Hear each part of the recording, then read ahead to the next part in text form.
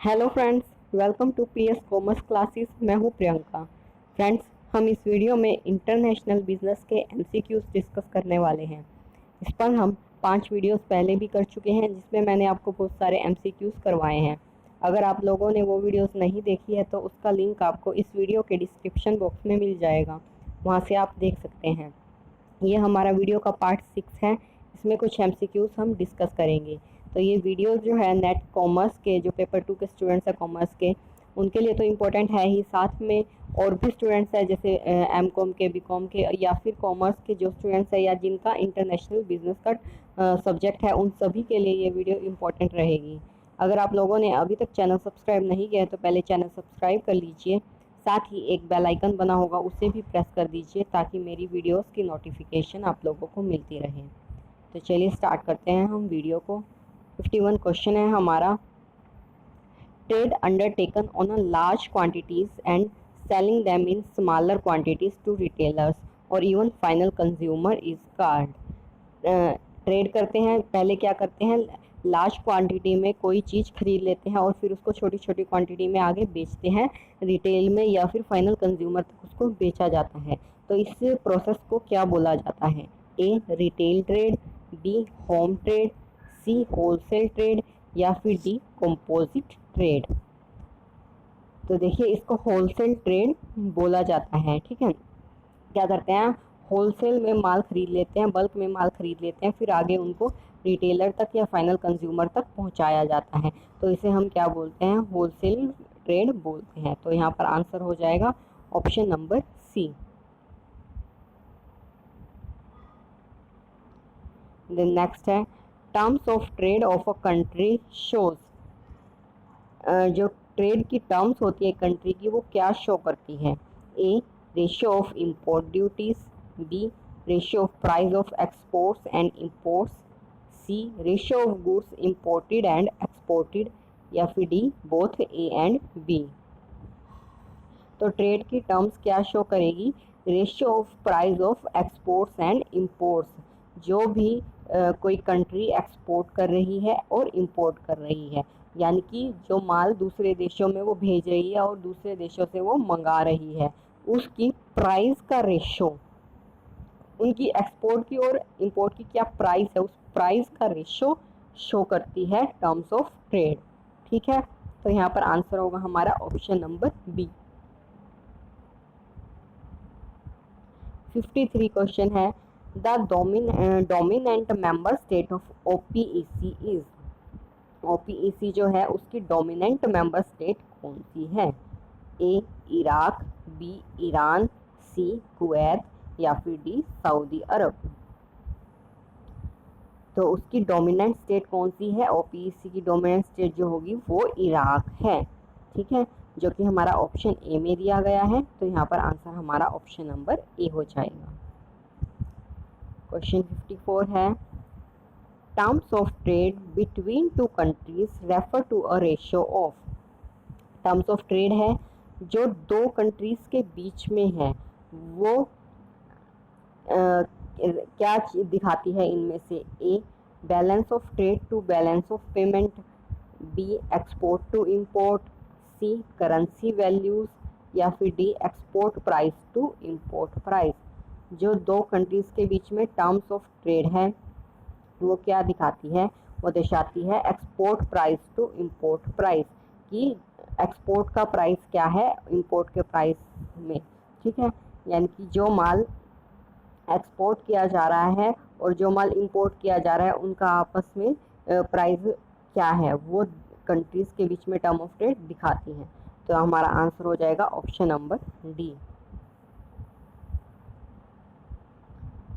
55 question which of the following is not a member of SAARC. इनमें से कौन सा है जो SAARC का मेंबर नहीं है, सार्क का मेंबर नहीं है, वो वाला हमें बताना है।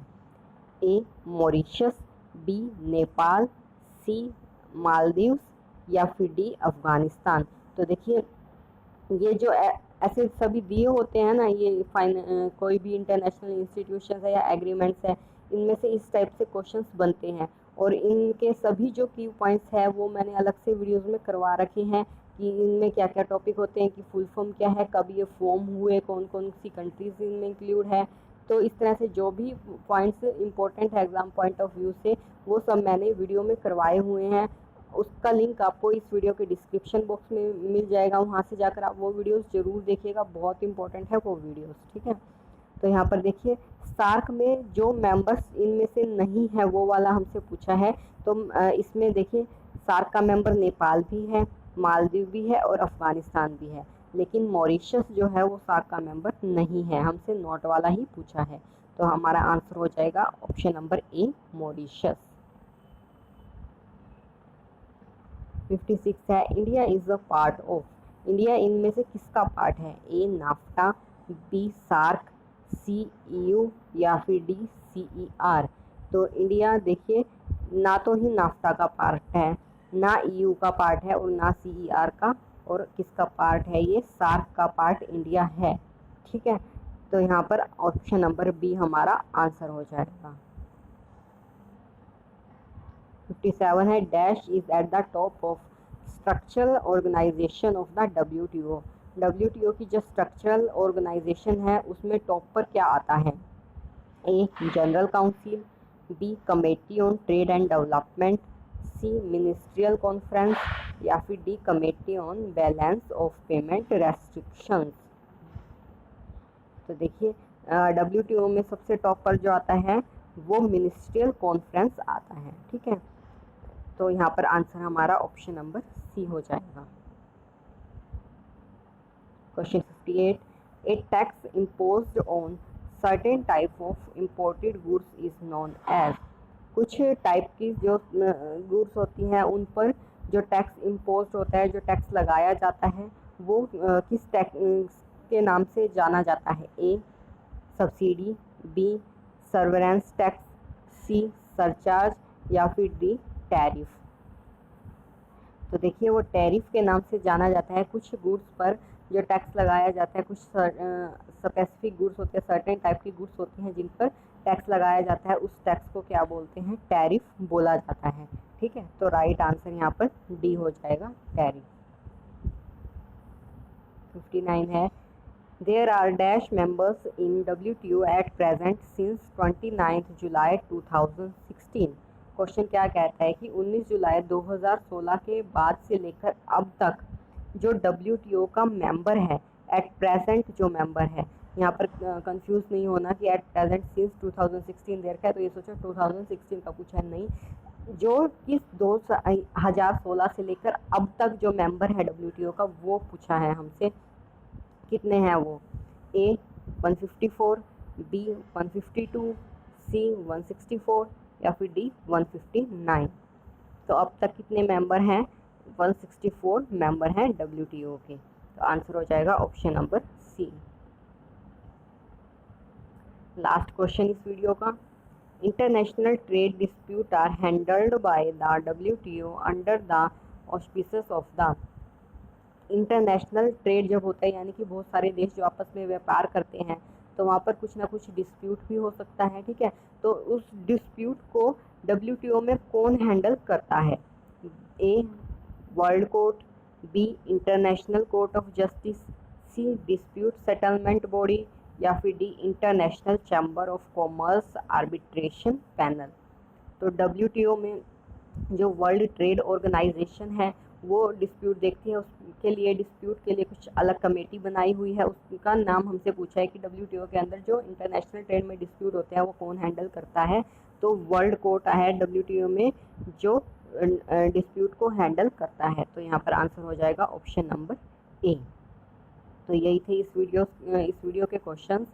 आई होप आपको समझ में आ गए होंगे क्वेश्चन। अगर वीडियो अच्छी लगी हो तो लाइक कीजिए, शेयर कीजिए। Thank you so much.